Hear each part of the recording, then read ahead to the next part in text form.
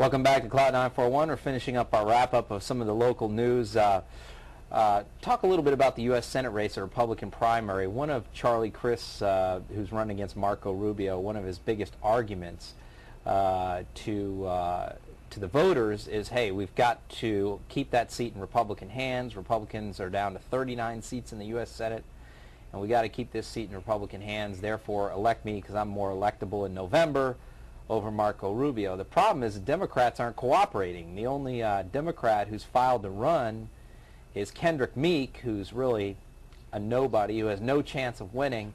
And so that sort of takes the wind out of Governor Crist's sails in running for the U.S. Senate. Derek, why do you think that a big name, somebody with some star power in the Democratic Party, hasn't gotten in this Senate race yet?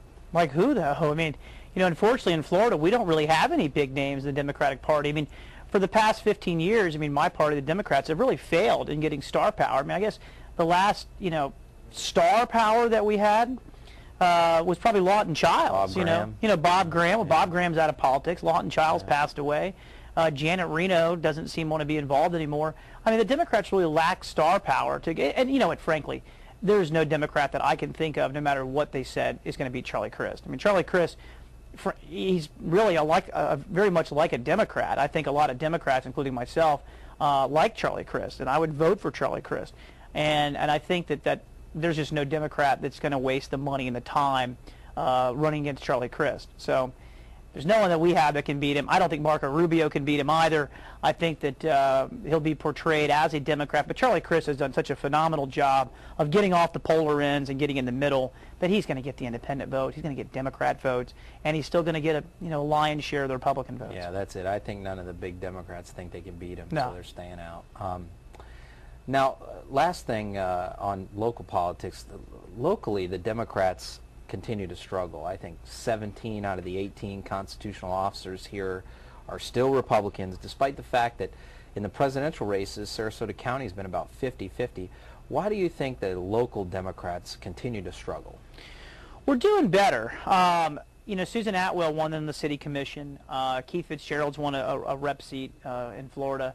We forever, you know, when I say forever, I mean for 40 years, I don't think we won any offices, period, other than Barbara Ford Coates.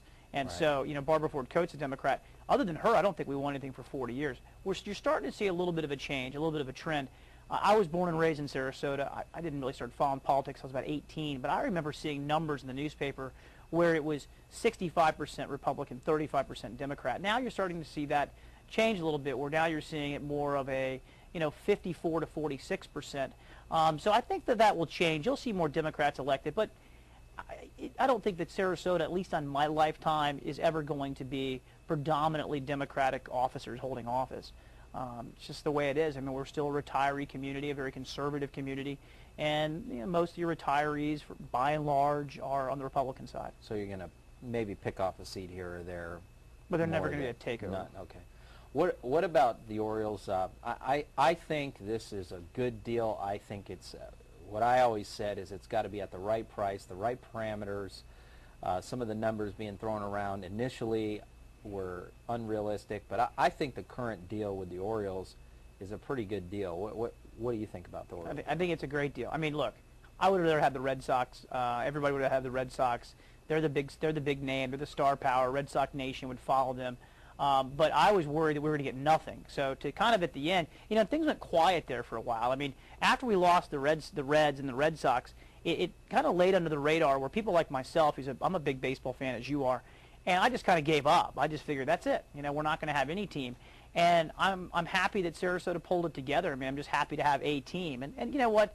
The Orioles are not the greatest draw in the world, but you know who we get here. I mean, all on the west coast of Florida, you've got the Yankees, you've got the Red Sox, you've got the Phillies, you've got the Rays.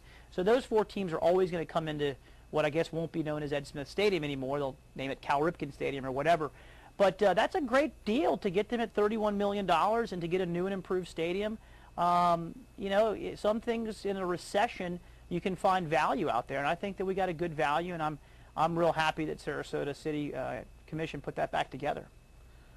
The unconditional surrender statute down in the Bay, this is something where I've said on the show, I've been on the fence because, you know, I get all the emails, and I'm a veteran, and I'm a big supporter of different veterans organizations, and I understand how much that statute means to veterans. I understand it represents the greatest generation, all of that stuff, and for those kind of reasons I sort of hesitated, but you know what? I read the article this week. The best article I've written about it was written by Deborah Kowal in the Pelican Press, and that article has convinced me not to support this statute being down there. I think it should either be moved somewhere else or just be taken down. And for the arguments that she stated, what do you think about the unconditional surrender statute? I agree with everything that you just said. You know, it almost sounds unpatriotic to say, hey, look, we want the statute removed, but I just think it takes away from the natural beauty of the Sarasota Bayfront. I think that when people come into Sarasota, you're driving over the John Ringling Bridge, or you're down there near Marina Jacks at the Bayfront, it's not an eyesore, but it immediately, you can't help it. It draws all your attention to that statute, and as opposed to the beauty of the Bayfront. And I don't, really want Sarasota to be, oh, that's the city with that big statue there in the middle by the Bayfront. I want people, tourists, which is our #1 industry, to say, oh, that's a city with those great beaches. That's a city with all the art, with all the culture. That's a city that, has got that beautiful bay. Not really known for the statute. And it's so imposing, and it's such a memorable statute that can take away from really what Sarasota represents. And I think that you're right. There are places that you could put it that would not take away from Sarasota, like you mentioned. It's too big. It dominates the landscape. I think, we've got that new veteran cemetery out on Clark Road that's pretty barren. I think that'd be a great place for it to go. It'd be the perfect place for it to go. I don't know what the Veterans Administration policy would be on that, but it's just, by the bay, it's not unique. It's a replica of a photo. It's not art to me, and I don't think it should be there. So that's my opinion. So we'll go to a break, and when we come back, we're going to talk about the big controversy with the Sarasota Police Department with the suspension of the chief.